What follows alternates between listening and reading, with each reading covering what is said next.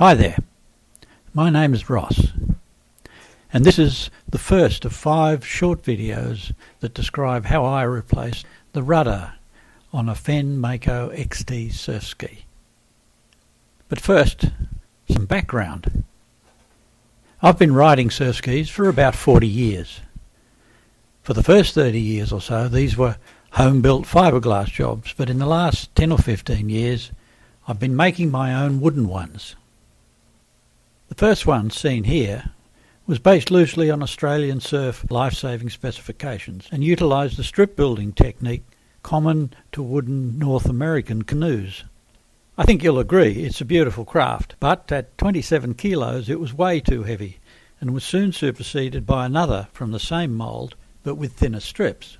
This one weighed 20% less, a dramatic improvement, but I was sure I could do better.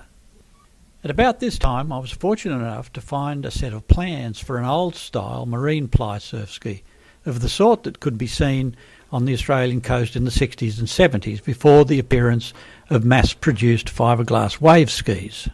After 2 or 3 iterations I created this one, using even thinner strips of Australian hardwoods.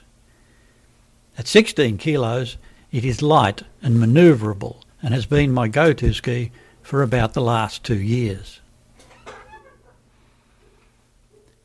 The lesson learned with this ski encouraged me to revisit the spec ski design, and I've just recently completed this one. At 17 kilos, it's easy to get on and off the roof racks, and fitted with small fins is really stable. But to return to the Fenn Mako XT.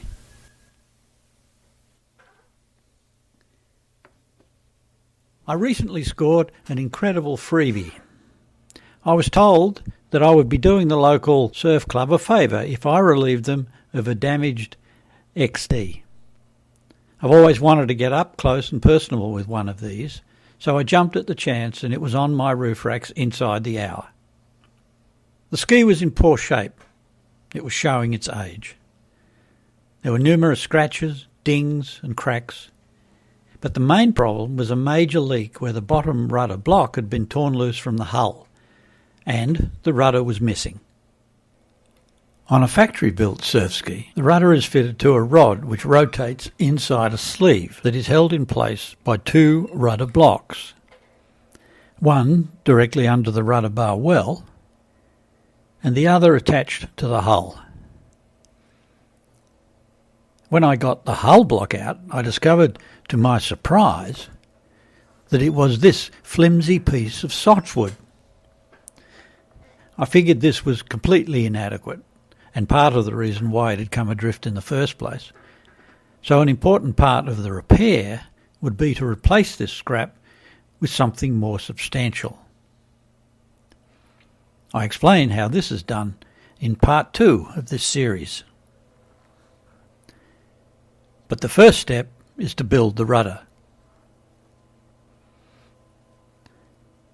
Since the original rudder was gone, I had to make my own. I did this out of some scrap cypress pine I had lying around the workshop. When the shaping is done and the shaft fitted, the raw wood will be protected by a few coats of epoxy resin.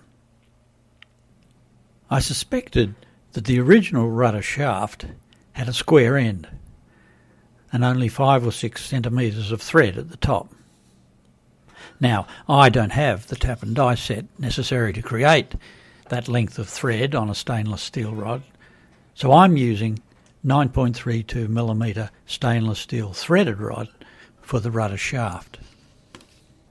To simplify the build, I'm going to replace the square end of the shaft with a rectangular end to take the rudder bar. To do this, I created a jig that allowed me to slide the rudder shaft, already glued to the blade, in and out against the side of the abrasive wheel. The shape of the shaft end was regularly tested on the bar until the fit was tight. Stainless steel is difficult to work, and I don't have the right tools to make the square hole in the rudder bar, so I'm making a new rudder bar out of aluminium. The rectangular hole for the shaft requires a bit of fiddly work.